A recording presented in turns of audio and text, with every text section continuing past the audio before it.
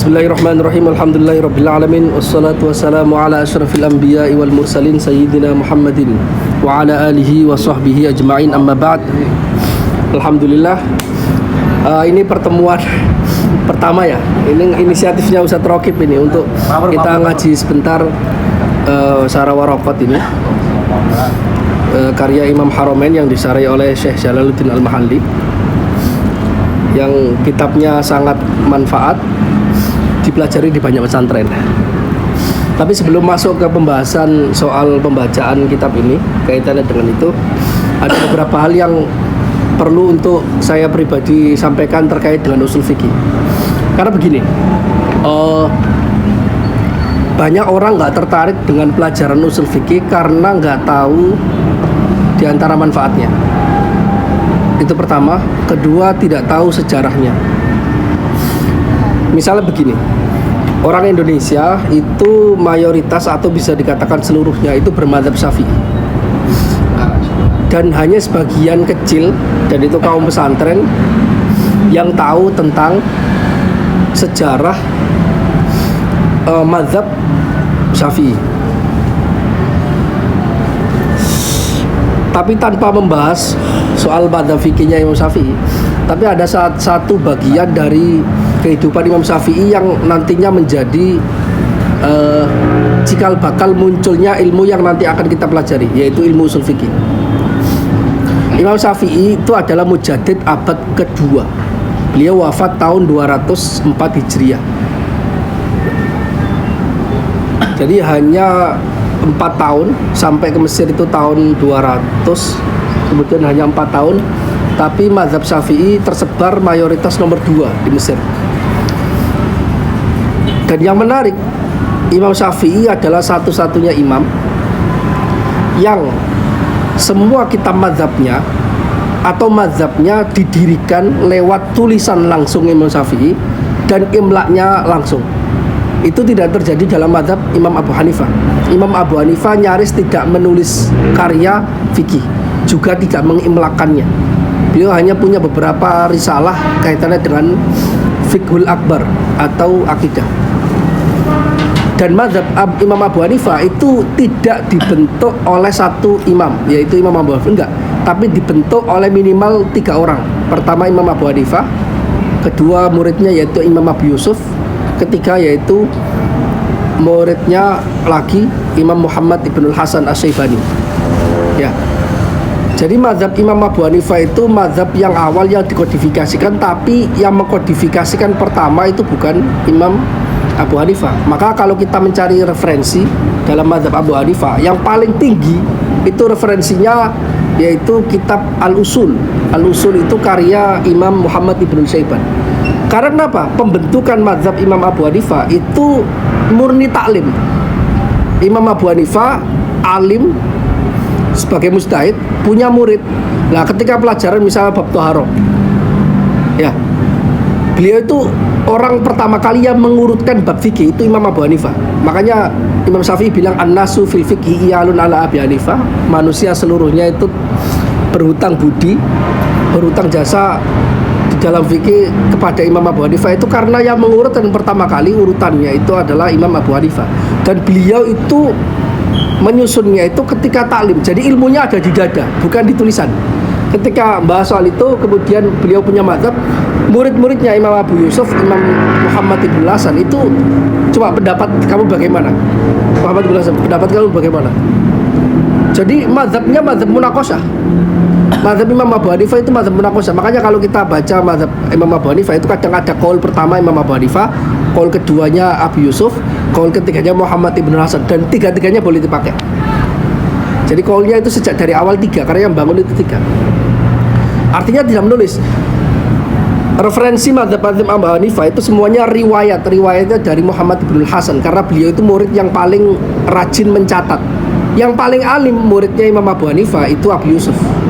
Tapi yang paling rajin mencatat, akhirnya bermanfaat tulisannya, itu Imam Muhammad Ibnul Hasan. Demikian juga kasusnya itu mirip dengan Imam Malik. Imam Malik tidak pernah menulis buku fikih. Beliau hanya menyusun kitab hadis, yaitu kitab Al-Muwatta. Dan Muwatta'nya itu kitab hadis tapi campur fikih. Karena di situ banyak pendapat, ada pendapatnya mazhab sahabat, mazhab tabi'in, dan juga ada pendapatnya Imam Malik. Tapi yang paling banyak, sumber terbanyak dari mazhab Imam Malik itu riwayat dari Ibnul Qasim, riwayat dari murid, termasuk diantara riwayat dari Muhammad Ibnul Hasan.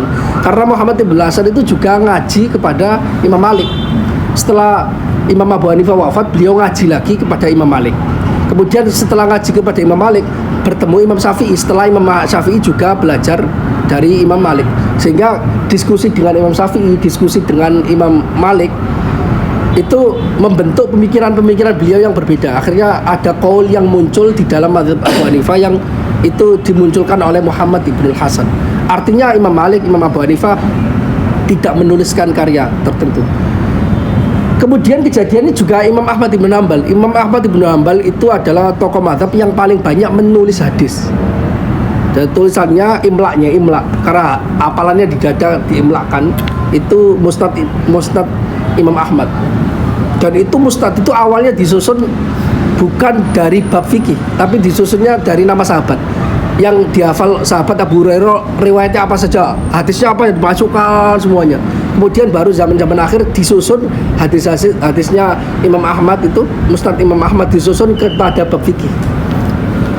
Dan Imam Ahmad itu melarang murid-muridnya untuk mencatat pendapat beliau terkait pemahaman beliau terhadap hadis fikih. Haram bagi Imam Ahmad Ibn Hanbal. Semuanya riwayat. Satu-satunya mazhab yang dibangun dari tulisan Imam Syafi'i dan imlaknya langsung adalah Imam mazhab Syafi'i. Beliau menulis setelah masuk ke Mesir, yaitu Qaul Jadid, itu mengimlak dan menulis kemudian diimlakkan juga, itu Al-Um.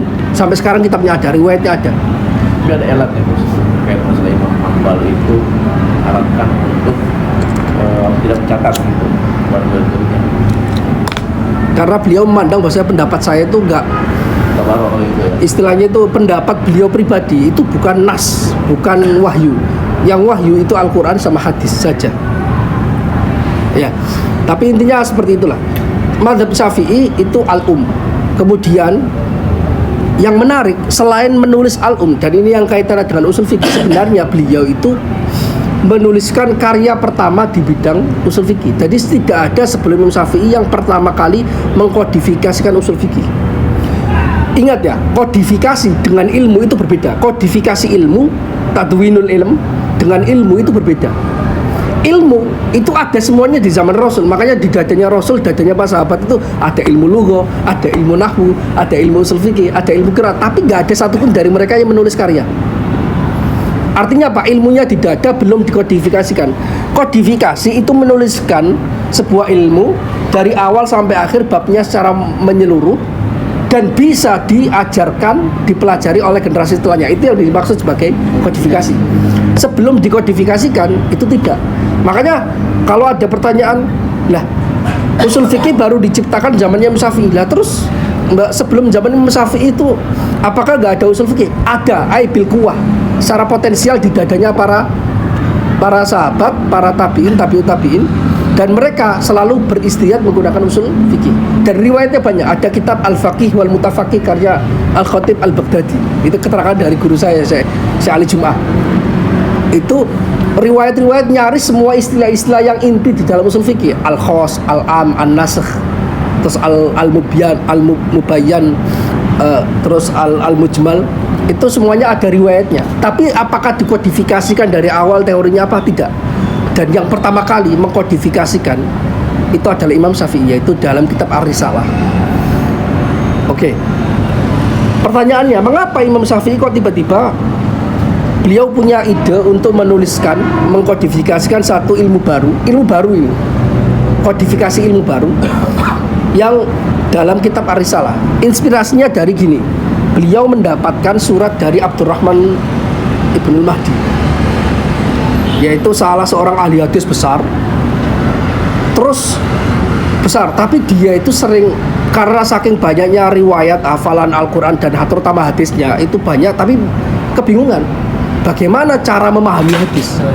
Karena memahami hadis itu bukan persoalan simpel, apalagi memahami kaitannya dengan istinbat hukum itu bukan persoalan simpel, karena hadis itu banyak. Kalau misalnya baca kitab hadis yang paling kecil, kita hadis akan misalnya Bulughul Maram ya, misalnya Bulughul Maram,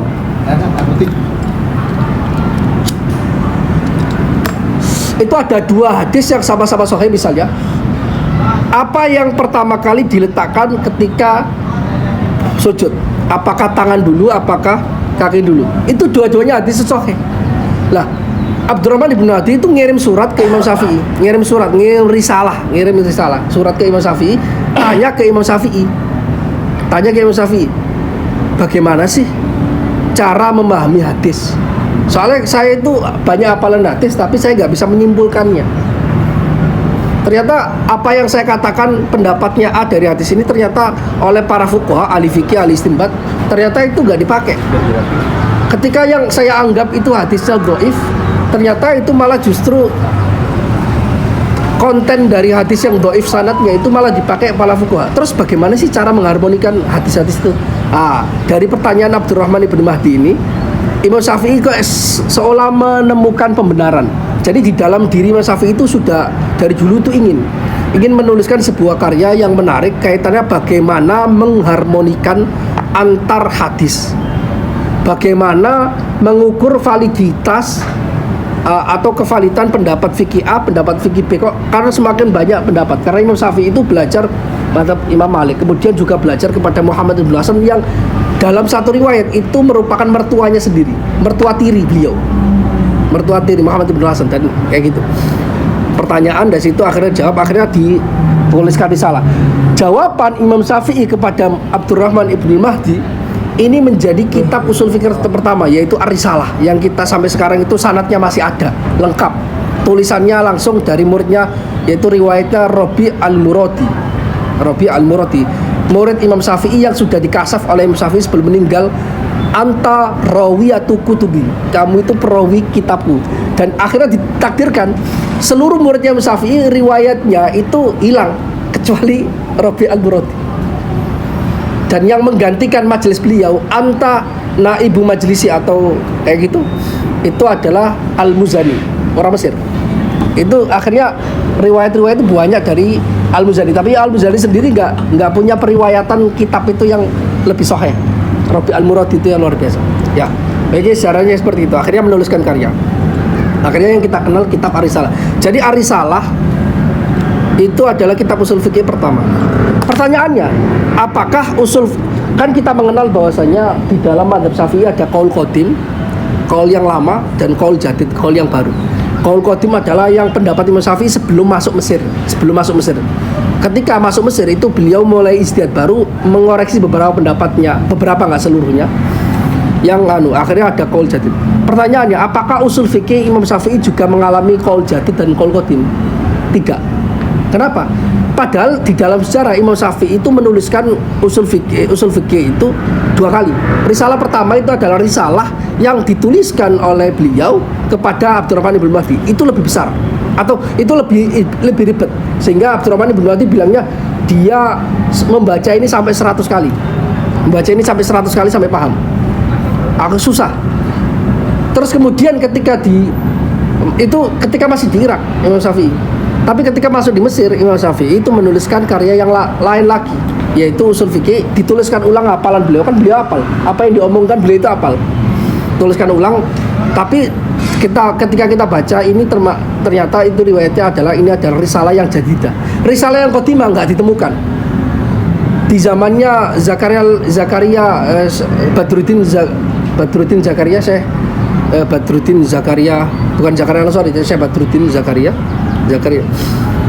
Syekh Zarkasi, Badruddin Az-Zarkasi, itu masih ada riwayatnya, tapi sudah sekitar 5 abad itu udah nggak ditemukan. Mungkin nanti akan ditemukan versi yang lama. Tapi para sejarawan sudah ngomong, para ulama bilang kemungkinan kalaupun ditemukan nggak akan jauh berbeda dengan risalah yang baru. Kenapa? Karena yang dibicarakan oleh Imam Syafi'i bukan fikih, tapi usul fikih. Usul fikih itu kaidah. Kaidah itu kulli. Ketika kulli universal itu tidak akan mengalami banyak perubahan. Berbedanya hanya di level prakteknya, itu yang beda. Makanya ada qaul qadim, qaul jadid dalam fikih, tidak ada qaul qadim jadid di dalam usul fikih. Ya, oke.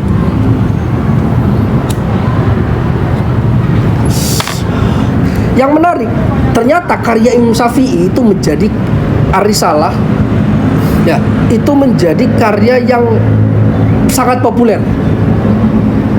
minimal 100 tahun ke depan. Kenapa? Karena selama 100 tahun ke depan sejak Imam Syafi'i menuliskan Ar-Risalah itu tidak ada satupun ulama lain yang bisa menandingi itu, dan semuanya berputar, mereka istilahnya itu semangat sekali untuk mencari kitab ini. Usul fikih ini belajar kepada orang yang paham dari riwayat-riwayat kepada Imam Syafi'i. Jadi ini adalah kitabul qarn, istilahnya kitab yang memberikan istilahnya pemahaman yang dibutuhkan oleh orang sampai satu generasi. Kemudian akhirnya muncul kitab para pencarah Ar-Risalah itu banyak dari berbagai mazhab, dari mazhab Abu Hanifah, dari mazhab Malik, dan dari mazhab Imam Ahmad bin Hanbal. Oke, kira gitu semuanya. Jadi saya beberapa abad itu tidak ditemukan kitab usul fikih yang lain, tidak ditemukan usul fikih, hanya sarah kitab Ar-Risalah. Dan sarah Risalah sampai sekarang nggak ada satupun yang ditemukan, semuanya hilang manuskripnya. Ya mungkin nanti akan ditemukan, tapi sarah Risalah sendiri itu nggak ada. Sarah Risalahnya Imam Syafi'i, penjelasannya nggak ditemukan.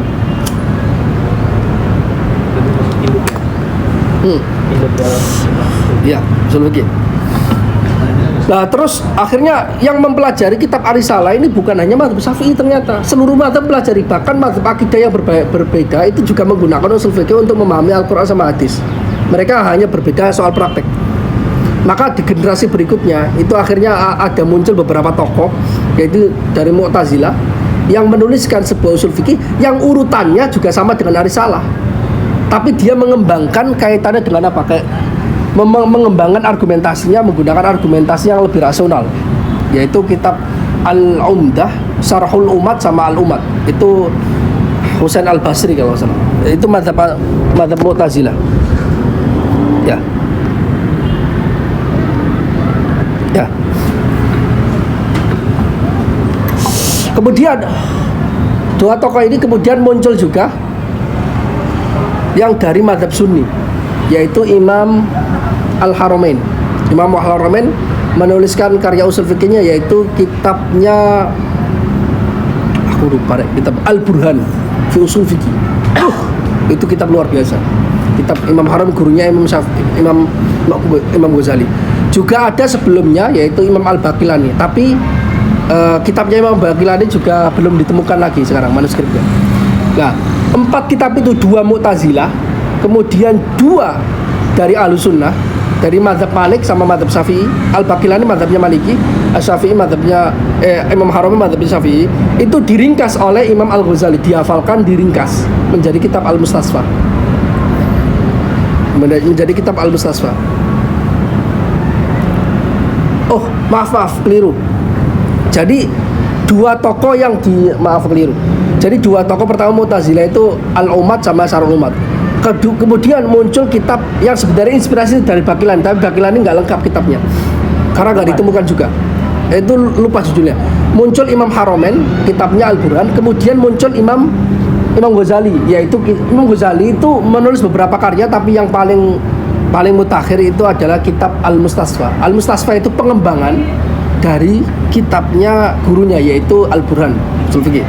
Dan beliau banyak mengkritik di situ juga dengan argumentasi rasional. Kemudian 4 kitab ini, 2 Mu'tazilah, 2 Ahlussunnah, yaitu Imam Ghazali sama Imam Haramain, itu diringkas oleh Fakhruddin Ar-Razi dalam kitab Al-Mahsun.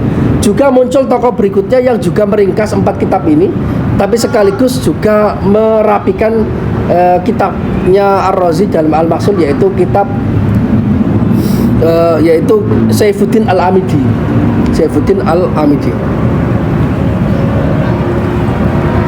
Ya, kitabnya. Lah, dari Ar-Razi dan Al-Amidi ini justru menghidupkan usul fikih di generasi akhir. Dari Al-Mahsul Ar-Razi itu diringkas menjadi Al-Hasil, diringkas menjadi At-Tahsil, kemudian diringkas menjadi Minhajul Usul Imam Baidawi. Dari kitabnya Al-Amidi itu nanti diringkas oleh Ibnul Hajib yang bermadzhab Maliki. Ibnul Hajib punya kitab yang bermadzhab Maliki, kemudian diringkas lagi menjadi yang terkenal menjadi Mukhtasar Ibnul Hajib. Dan sekarang faktanya seluruh pelajaran usul fikih di seluruh dunia sunni, di dunia sunni ya, itu berputar pada dua kitabnya ulama ini, yaitu Imam Al-Baidawi Minhajul Usul dan juga Imam Ibnul Hajib Mukhtasar Belajar. Kalau di Al-Azhar itu kita belajarnya kalau tingkatan awal sampai S1 selesai itu kita belajar Minhajul Usul. Nanti S2 kita belajar Mukhtasar Ibnul Hajib. Kenapa saya katakan ini penting? Karena faktanya begini. Ternyata kalau kita lihat misalnya buku-buku usul fikih yang berkembang di Indonesia, misalnya Jamul Jawami itu Tajuddin As-Subki. Itu Tajuddin As-Subki itu sebenarnya meringkas dari, jadi mencarai kitab Minhajul Usul, beliau punya sarahnya Tajuddin As-Subki, juga mencarai Mukhtasarul Belajar.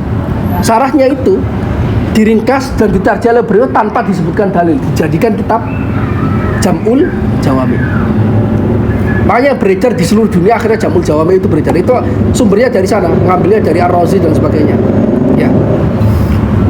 Lah, pertanyaannya, ini kan ternyata kalau dalam tradisi di kampus-kampus di Arab ya, kita dipelajari bahwasanya kita ada subjeknya ini, misalnya gini, usul fikih li ghairil Hanafiyah, usul fikih untuk selain mazhab Hanafi, yaitu mazhab Syafi'i, mazhab Maliki sama mazhab Ahmad bin Hanbal.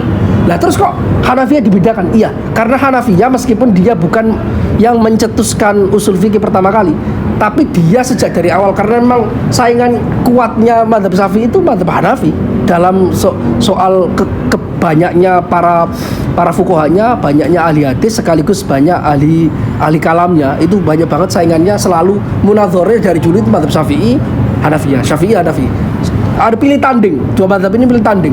Tapi kalau mazhab Maliki sama mazhab Ahmad bin Hanbal itu orangnya kalem-kalem, nggak agresif, nggak seperti mazhab Syafi'i sama Imam Abu Hanifah. Agresif dan percaya diri sekali mazhab Abu Hanifah sama mazhab Syafi'i itu. Lah, tradisinya begini, mereka membangunnya gini. Awalnya mazhab Imam Abu fuqaha ulama Hanafi itu sangat iri kepada mazhab Syafi'i. Kenapa iri? Iri dalam pengertian baik lah, karena persaingan intelektual. Loh, kita bermazhab Imam Abu Hanifah dan kita yakin Imam Abu Hanifah juga memahami usul fikih karena itu kan alat istinbat. Tapi kok nggak ada kitab mazhab yang diriwayatkan kepada Imam Abu Hanifah? Nggak ada. Akhirnya mereka membaca juga Risalah Imam Syafi'i. Akhirnya mereka bikin formulasi baru. Riwayat fikihnya Imam Abu Hanifah itu banyak sekali yang dihafalkan, dituliskan di kitab, tapi nggak ada riwayat usul fikih. Akhirnya yang mereka lakukan pertama membaca Risalahnya Imam Syafi'i. Kemudian usul fikihnya Imam Syafi'i ini dicocokkan dengan furu' mazhab Hanafi. Karena mereka sudah ada perbendaharaan fikih, kemudian dicocokkan. Akhirnya pembuatan penulisan karya tulis usul fikihnya mazhab Hanafi itu berbeda dengan mazhab Syafi'i karena mereka ngambilnya dari furu-furu, kemudian furu-furu ini untuk semacam menghakimi usul fikih ini. Karena kalau usul fikihnya itu nggak sesuai, kemudian ternyata ada furu yang sangat sesuai kepada Imam Muhammad, maka diedit. Jadi ada pengecualian. Makanya kalau kita sekarang baca mazhab usul fikih mazhab Hanafi itu mirip dengan fikih, mirip sekali dengan fikih. Ada kitab Sarhosi itu ada. Itu kitabnya seperti itu. Nah, kemudian di generasi akhir itu seperti itu ada Thariqatul Jama' di generasi akhir yaitu Jamul Jawami, itu kan mulai muncul menggabungkan. Jadi Jamul Jawami Tajuddin As-Subki, kenapa itu populer kitabnya? Karena dia itu membaca dua kecenderungan, yaitu Hanafiyah dan Ghairul Hanafiyah ini. Ternyata mazhab Hanafi itu banyak bagusnya karena prakteknya lebih jelas dibandingkan di dalam usul fikih Syafi'iyah. Akhirnya menggabungkan antara thariqah atau metode mazhab Hanafi dalam menyusun usul fikih dan juga metode ulama Syafi'iyah. Ulama Syafi'iyah lebih kepada argumentasi. Makanya mirip sekali usul fikih dengan ilmu kalam, mirip sekali. Kebanyakan orang ahli kalam juga ahli usul fikih, ahli kalam karena sangat mirip sekali. Akhirnya digabungkan di dalam kitab Jamul Jawami. Jamul Jawami nanti diringkas oleh Zakaria Al-Ansari, Lubul Usul dan sebagainya. Lah, itu juga tren menggabungkan kalam-kalam fuqaha Hanafi dengan Syafi'i itu muncul di mazhab Hanafi. Misalnya saya belajar dulu itu belajar usul fikih Hanafi. Karena di sana itu usul fikih belajar kita dua, dosennya dua. Ketika di pasca sarjana ya, dosennya dua, ada yang Ghairul Hanafiyah sama Hanafiyah. Jadi ketika ujian itu langsung kita itu dihadapkan usul fikih Hanafi sama Syafi'i sekaligus, dua-duanya. Kitabnya diantaranya itu kitabnya Sodrus Syariah, kitabnya At-Tanqih namanya, kitab At-Tanqih. Kemudian itu nanti Sarah Tanqih kemudian disarai oleh Sa'duddin Taftazani, dihasiai atau disarai oleh Sa'duddin Taftazani. Akhirnya muncul. Jadi akhirnya yang beredar di pembelajaran usul fikih di seluruh dunia ya antara Jamul Jawami, kemudian kitab Sarah At-Tanqih itu sampai sekarang. Lah, Waraqat ini menarik. Waraqat ini ditulis oleh generasi awal, termasuk generasi karena Imam Haramain yang nulis. Jadi Imam Haramain selain punya kitab Al-Burhan yang gede, kitabnya besar dan itu sulit dibaca, tapi punya kitab yang simpel yaitu Al-Waraqat. Dan Waraqat ini semacam apa ya? Kayak tulisan-tulisan untuk murni pemula. Makanya di dalam kurikulum pembelajaran usul fikih di kampus-kampus di Arab atau di pesantren itu mesti ngawali dengan Waraqat karena ngambil berkahnya. Meskipun tasawur terkait usul fikih itu nggak lengkap di Waraqat. Tapi setelah itu mereka mau langsung ke Jamul Jawami terlalu tinggi. Karena Jamul Jawami sebenarnya masalahnya nggak susah. Yang susah itu argumentasinya. Karena usul fikih itu sebenarnya argumentasi sebenarnya. Dalilnya, kenapa dalil rasionalnya itu yang susah. Nah, ya, akhirnya muncul kitab-kitab yang lain. Biasanya Waraqat setelah itu pakai yang lain. Kalau kurikulum di Al-Azhar itu pakai Minhajul Usul sama Mukhtasar Ibnu Najib. Jamul Jawami itu kitab kesimpulan. Kalau ingin cari pendapat yang muktamad kaitannya dengan usul fikih, itu nyari Jamul Jawami. Tapi cari argumentasi yang kuat, yang bagus itu di Minhajul Usul atau Mukhtasar Ibnu Najib. Dan Mukhtasar Ibnu Najib lebih susah dibandingkan Minhajul Usul, lebih susah. Nah, akhirnya kitabnya sampai sekarang beredar sampai. Nah, kitab-kitab yang generasi akhir itu seluruhnya beredar pada tiga kitab ini. Di selain Syafi'iyah, yang selain Hanafi itu beredar kitab ini, yaitu beredar pada Minhajul Usul Baidawi, kemudian beredar pada Mukhtasar Ibnu Najib dan juga Jam'ul Jawami.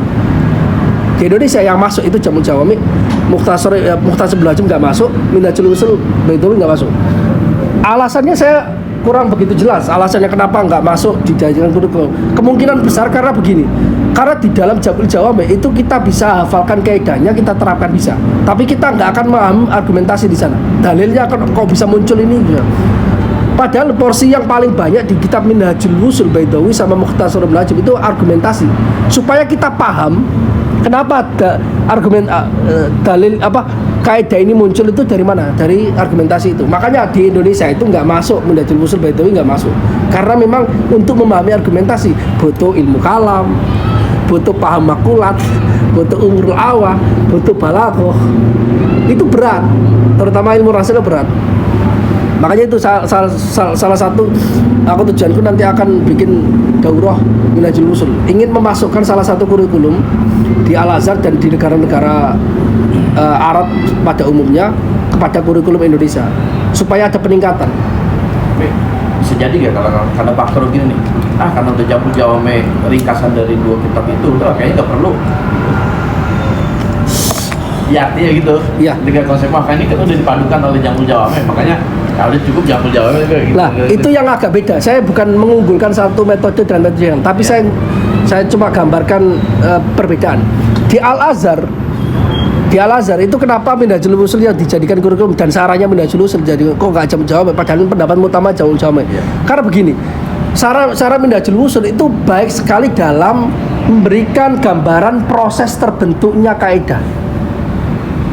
Ini kaidah ini kok muncul begini itu alasannya apa? Sedangkan Jamul Jawami nggak ada, itu semua nggak ada. Jadi mereka itu lebih suka kalau makanan itu prasmanan.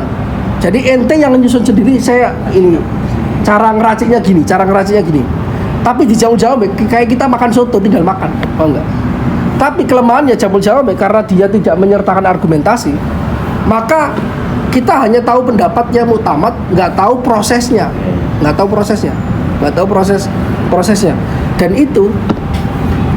itu pertama. Kedua, karena mindsetnya kebanyakan orang-orang di Indonesia, karena yang praktis kan. Jadi ya kan ujungnya usul fikih kan untuk istinbat fikih. Nah kalau fikihnya udah dapat ya kita cari yang usul fikih yang jelas udah muktamad aja. Yang lainnya nggak penting kita tahu kenapa ini muncul, itu nggak penting. Tapi kalau di kurikulum di luar itu ya di Timur Tengah dan mungkin pondok pesantren di di Aceh kalau nggak salah, itu juga katanya masih mempelajari Minhajul Usul Baitawi. Itu juga yang menarik dari Minhajul Usul Baitawi itu kita diajak untuk berpikir kenapa kaidah ini muktamad, kaidah itu nggak muktamad. Jadi mirip dengan ilmu kalam, mirip banget. Makanya kalau orang belajar ilmu usul fikih itu menuntut dia untuk belajar banyak hal. Saya jurusan fikih, S1 fikih, S2 usul fikih, takhusus saya usul fikih. Tapi dari baca usul fikih itu saya tahu ternyata kelemahan saya itu banyak untuk bisa usul fikih. Ternyata dari baca usul fikih, karena usul fikih itu kitab yang menggabungkan banyak ilmu, karena untuk istinbat kan. Saya harus belajar mantik, belajar di luar kampus, karena jurusan saya nggak ada satupun pelajaran mantik, nggak ada. Saya harus belajar, dan itu pertama kali belajar ilmu mantik itu di Azhar. Dulu di pesantren saya itu Gus saya itu termasuk yang mengharamkan mantik. Jadi aku nggak belajar mantik sama sekali di Indonesia, murni belajar dari Mesir. Jadi 0 sampai sekarang itu belajarnya dari Mesir. Dari belajar usul fikih, oh ternyata aku harus belajar mantik supaya aku paham.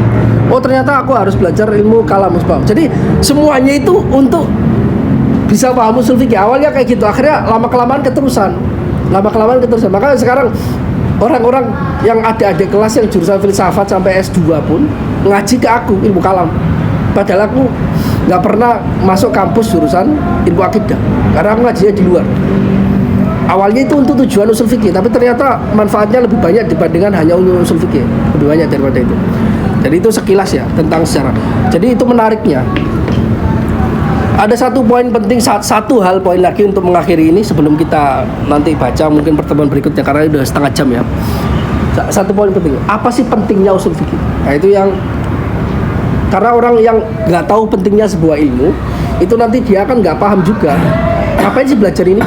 Misalnya kita belajar ilmu tentang akuntansi, kan fungsinya supaya kita bisa ngitung-ngitung dan nanti bisa masuk ke perusahaan dan sebagainya, kan jelas kan. Usul fikih juga ada manfaatnya. Orang kadang itu di pertemuan pertama ngaji kepada guru langsung bismillahirrahmanirrahim. Kita masih ngeblank apa maksudnya. Nah, kalau di guru-guru saya itu selalu awal-awal selalu diterangkan manfaatnya bagaimana. Gini, manfaatnya itu begini, kaitannya dengan Quran dan Sunnah. Itu yang membedakan antara ilmu Islam, turos Islam dengan ilmu yang selain itu. Makanya kita nggak bisa masukkan ilmu biologi adalah ilmu Islam, nggak bisa masukkan itu. Ilmu ekonomi adalah ilmu Islam, enggak. Karena itu tidak khidmat terhadap Al-Quran sama hadis. Semua kitab, semua ilmu fan di dalam Islam itu semuanya khidmah terhadap Al-Quran dan hadis. Nahwu diciptakan ya supaya orang paham Al-Quran. Sanad, ilmu hadis mustalah diciptakan supaya kita bisa meneliti hadis keabsahannya. Itu yang disebut sebagai ilmu Islam. Ya. Lah, kaitannya dengan usul fikih apa? Usul fikih itu gampangnya gini, dengan paham usul fikih kita bisa istinbat hukum. Ilmu alat untuk memahami teks Al-Quran, Sunnah, sehingga bisa menghasilkan kesimpulan hukum syariat yang nantinya hukum syariat ini disebut sebagai fikih. Jadi dengan belajar usul fikih sebenarnya kita itu belajar cara berpikirnya para mujtahid. Enggak. Jadi syarat mutlak orang itu ingin paham hukum Islam dan juga untuk bisa memahami cara istinbat hukum untuk mengambil kesimpulan seperti mustahid, itu syarat mutlak, itu belajar usul fikih, itu syarat mutlak. Karena di sana itu di usul fikih itu mempelajari karakter teks Quran Sunnah.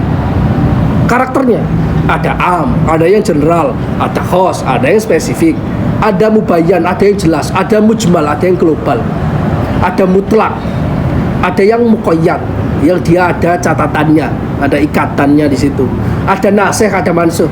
Ayatnya dalam Quran nggak semuanya bisa diambil kesimpulan hukum. Ketika dia mansukh gimana? Ada. Al-ana khaffafallahu alaikum, al-ana khaffafallahu ankum wa alima anna fikum dhu'afa. Terusannya ada ayat itu yang awalnya generasi awal yaitu muhajirin, kalau berhadapan 1 lawan 10 orang nggak boleh mundur. Kalau 1 lawan 11 boleh mundur. Haram mundur ketika 1 banding 10, itu muhajirin. Tapi ketika generasi Ansor dikurangi 1 banding 2, nggak boleh mundur kalau berhadapan dengan musuh. Ketika 1 banding 3 dia boleh mundur, nggak haram. Karena di antara dosa besar itu al-firaru minaz zahfi, lari dari medan peperangan ketika sudah berhadapan. Tapi kita nggak dianjurkan di dalam agama, bahkan dilarang untuk cari-cari peperangan, nggak boleh. Jadi kita menghindari sekuat mungkin untuk perang. Tapi kalau sudah perang, fasbutu kata Nabi, fasbutu tetap. Ya nggak boleh mundur. Ya nggak boleh mundur. Catatannya itu 1:2 sekarang itu. Kalau musuhnya itu zaman dulu itu musuhnya 100.000, kita 50.000 nggak boleh mundur. Dan yang menarik, seluruh peperangan Islam itu nggak pernah jumlah tentaranya Muslim dan jumlah senjatanya lebih kuat dibandingkan non Muslim. Nggak pernah. Makanya aneh kalau misalnya negara-negara Islam sekarang takut sama Amerika kalau misalnya jihad, karena kita teknologinya belum maju dan sebagainya, kita nunggu maju dulu setara dengan mereka.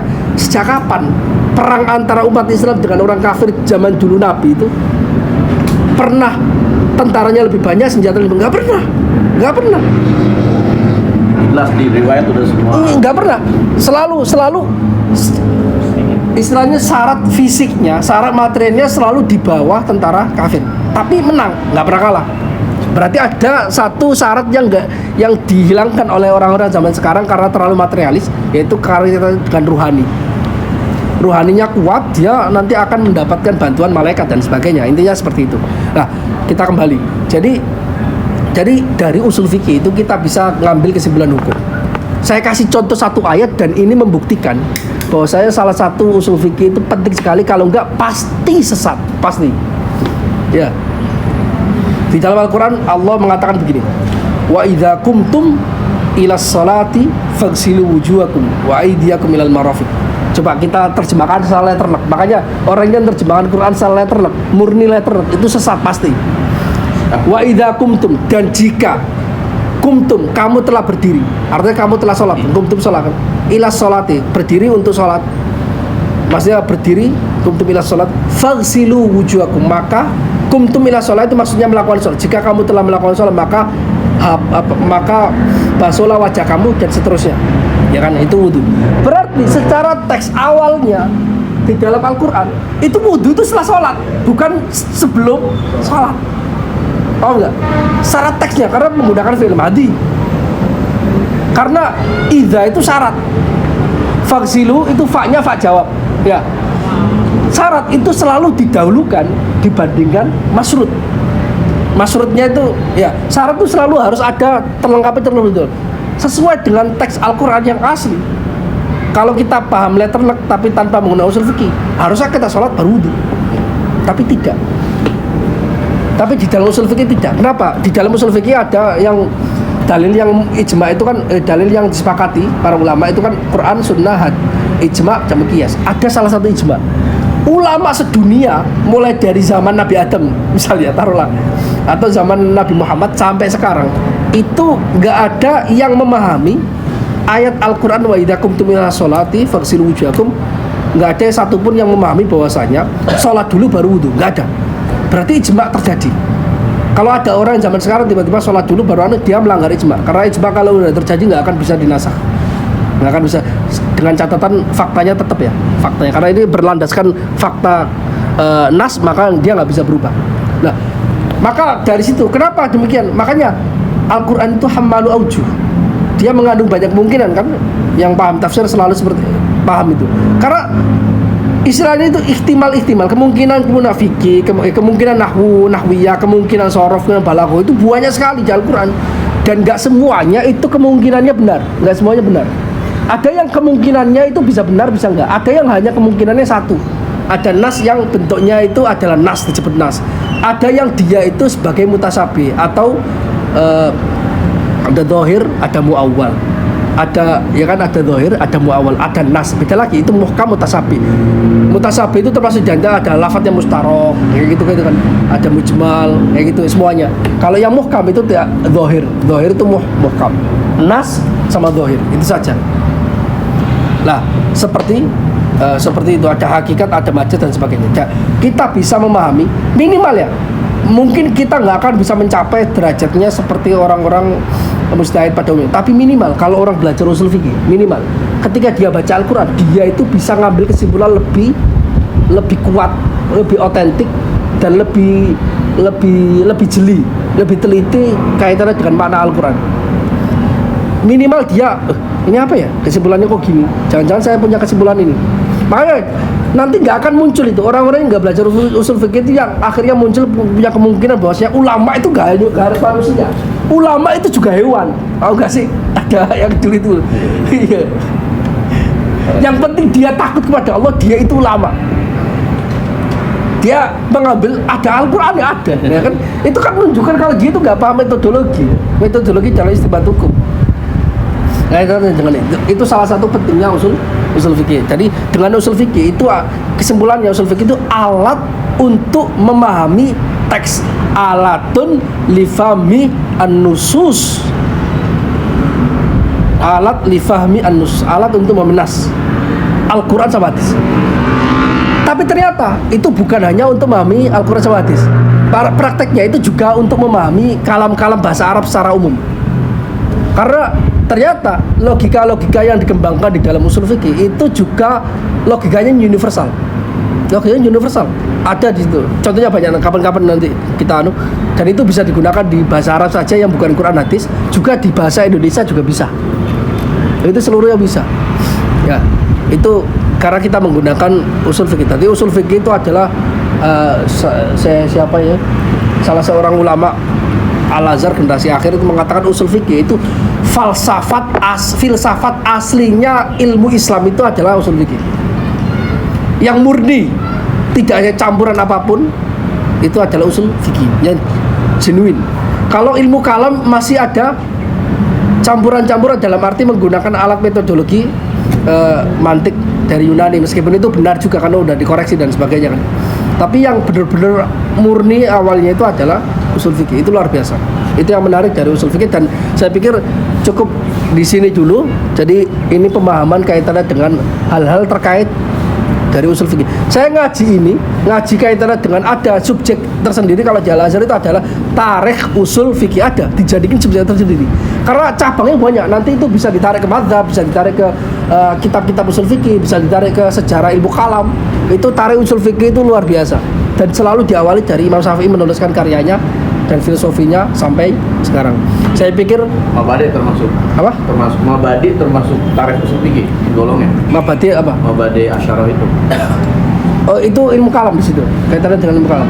Ya, terkait Mabadi kan kadang-kadang dalam muqaddimah awal tuh Mabadi Asyarah itu. Oh, itu maksudnya? Iya, termasuk. Iya. Itu adalah ringkasan dari sejarah wadiknya siapa, penemunya siapa, terus masailnya apa saja. Itu semacam sejarah ringkas, biografi ringkas terkait itu. Biografi ilmu yang ringkas itu Mabadi Asyarah. Iya, termasuk namanya. Iya. Outline. Oke. Jadi terkait masalah, berarti murid jatuhnya ya mengkodifikasikan usul fikih terhadap mazhab Imam Hanafi. Murid apa di bawah murid? Di bawah jauh. Bawah jauh. Bukan yang muridnya. Enggak.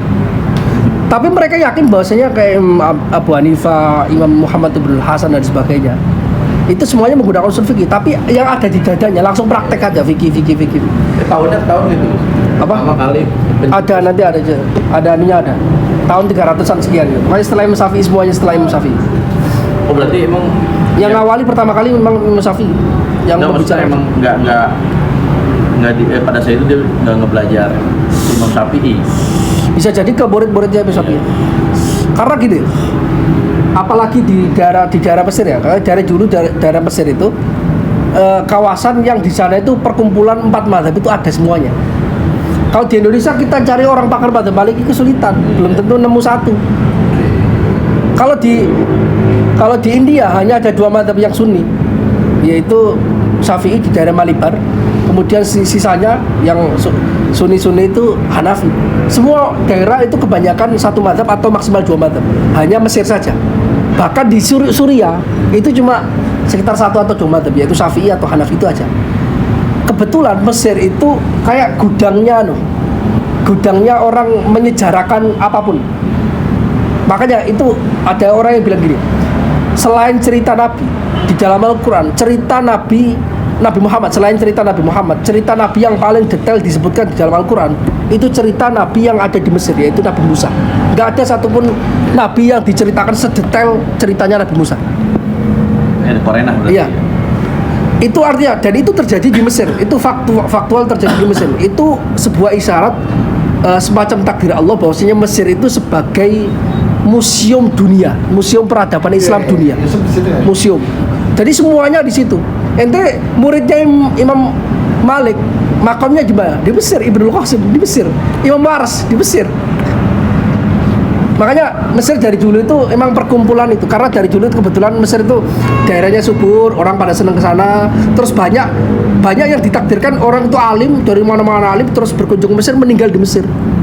Seperti Imam Shatibi, penulis Risalah Shatibiyah, makamnya di Mesir, padahal bukan orang Mesir, orang Maroko. Itu salah satu takdir Allah terhadap Mesir sebagai museum. Makanya kalau aku lihat itu mungkin mungkin ya takdirnya orang Mesir ya. Jadi gini, aku melihat orang Mesir itu kalau bahasa kita itu orangnya kaku-kaku, dalam arti itu suka banget menjaga tradisi. Aku itu karakternya sampai sehari-hari kayak gitu. Aku di 4 tahun itu di asrama beasiswa S1. Itu awal-awal ketika datang sampai tahun ketiga itu petugas kebersihannya tua-tua. Ketika tingkat ke tempat diganti petugasnya muda-muda. Dan yang aku kaget, cara bersihinnya, cara megang sapunya, cara ngambil airnya, cara ngambil pembersihnya terus digosok-gosok, itu persis. Jadi mereka itu niru seniornya dan nggak ada inovasi satupun, nggak ada. Oh enggak, mereka itu seneng banget ngerawat tradisi. Aku pernah ngafe di sebuah tempat, ngafe ternyata belakangnya itu masjid yang udah nggak digunakan, umurnya udah 500 tahun, nilainya sejarah. Aku ngafe di situ, temboknya tembok masjid di ngafe. Jadi saking banyaknya tempat-tempat bersejarah di Mesir itu, mereka suka merawat gitu loh. Apakah merawatnya itu mengembangkan tradisi, bangunan fisik dirawat, kitab-kitab di situ, kitab madzhab Syiah di situ banyak, madzhab Mu'tazilah juga banyak, manuskripnya juga banyak. Itu salah satu takdir Mesir sih. Mungkin itu saja ya, tak Madin.